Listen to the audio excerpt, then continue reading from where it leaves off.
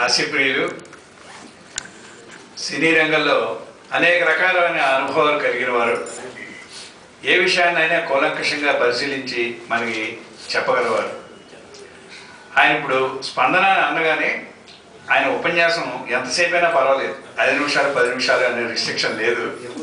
అంటే చాలా ఆత్మీయంగా ఆహ్లాదంగా ఇప్పుడు ఆయన మాట్లాడతారు. కాబట్టి ఇప్పుడు రావికొండరావు గారిని స్పందనాకం ఉపన్యాసం 2 చేయమని చెప్తున్నాను. అవి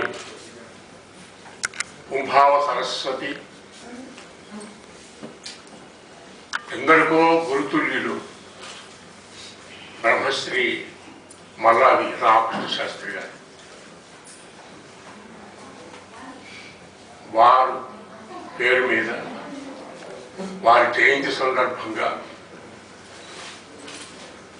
రావి ఆంధ్రప్రదేశ్ ప్రభుత్వ సాంస్కృతిక శాఖ మండలి వారికి ముందుగా నేను ధన్యవాదాలు తెలుపుకుంటున్నాను. చాలా సంతోషం. వారందరూ చెప్పినట్టుగా శాస్త్రి గారు ఎంతమందికి ఈ తరం వాళ్ళకి గుర్తుంటారనేది అనుమానమే. అయితే శాస్త్రి గారు కేవలం సినిమా రచయిత మాత్రమే కాదు, సాహితీవేత్త. ఆయనకి 3 MAలు ఉన్నాయి ఇంగ్లీష్లో. ఒరియా, తమిళం, కన్నడం, సంస్కృత భాషల్లో ప్రవీణుడు కాకుండా అన్య భాషలు, అన్య దేశ భాషలైన చైనా, జపాన్, ఇటాలియన్, లాటిన్ భాషలలో కూడా ఆయనకు ప్రవేశం ఉంది. ఆయన అధ్యయనం చేశారు. ఆ భాషలో కూడా ఆయన కవిత్వాలు రాశారు. అక్కడ ఒక సారస్వత పరిషత్తులాగా ఉండేది. ఒక చిన్న టేబుల్ వేసుకొని అక్కడ ఆయన కూర్చుని సిగరెట్ కాలుస్తూ ఉంటే ఎప్పుడు వెళ్ళినా ఒక శ్రీశ్రీ గారు, ఒక ఆరుద్ర గారు, ఒక ఆత్రేయ గారు, యామిజాల పద్మనాభ స్వామి గారు, లేదా అటువంటి జలసూత్రుడు రుక్మిణీనాథ శాస్త్రి గారు, ఇటువంటి మహామహులందరూ అక్కడ కనిపించేవారు. ఎవరికి ఎందులో ఏ సందేహం వచ్చినా శాస్త్రి గారి దగ్గరికి రావాల్సిందే.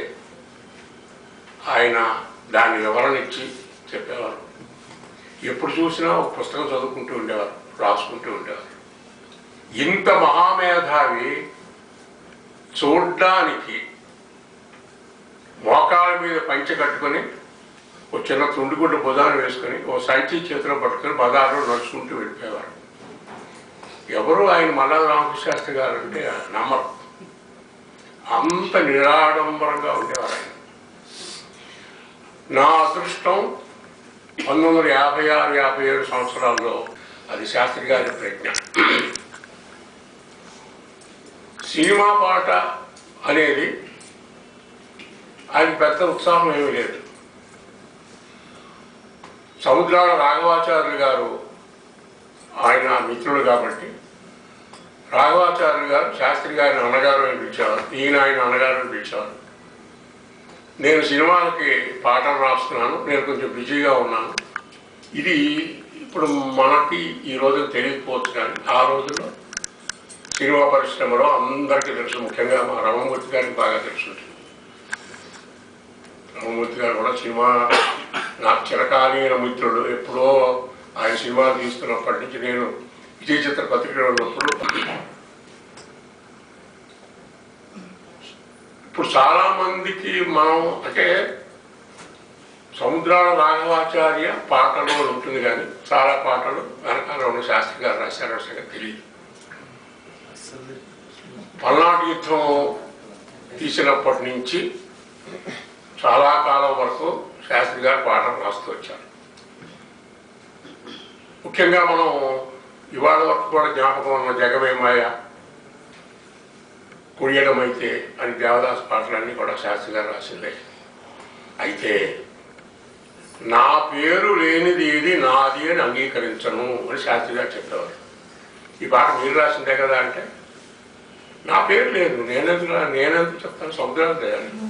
కానీ అందరికీ తెలుసు. అక్కడే నాగేశ్వరరావు గారు శతజయంతి ఉత్సవం చేశాము మేము రామకృష్ణ శాస్త్రి గారి త్యాగరాయ గాన సభలో. రాఘవాచార్య గారు ఒరే నువ్వు వెళ్ళి శాస్త్రి గారు కాగితాలు ఇస్తారు పట్టుకున్నారా అంటే నేను సైకిల్ మీద వెళ్ళి ఆ కాగితాలు తెచ్చిచ్చేవాడిని నాగేశ్వరరావు సభలో చెప్తాను. ఆ దాంట్లో చూసుకుంటే ఏదో పాట ఉండేదట. ఓ ఈ పాట నా మీద వస్తుందా ఎవరి మీద వస్తుందా అనుకునేవాడిని. శాస్త్రి గారు పాటలు శాస్త్రికి డబ్బు కావాలి నేను ఇస్తున్నాను, ఈయన అడిగితే ఆయన రాయమన్నాడు, నేను రాస్తున్నాను, డబ్బులు ఇస్తున్నాను. ఇందులో రహస్యం ఏమీ లేదు. అలా చాలా సినిమాలలో చాలా పాటలు శాస్త్రి గారి కవితా ధోరణితో పరిచయం ఉన్న వాళ్ళందరికీ తెలిసిపోతుంది. ఈ పాటలు అముద్రా గారు రాయలేదు,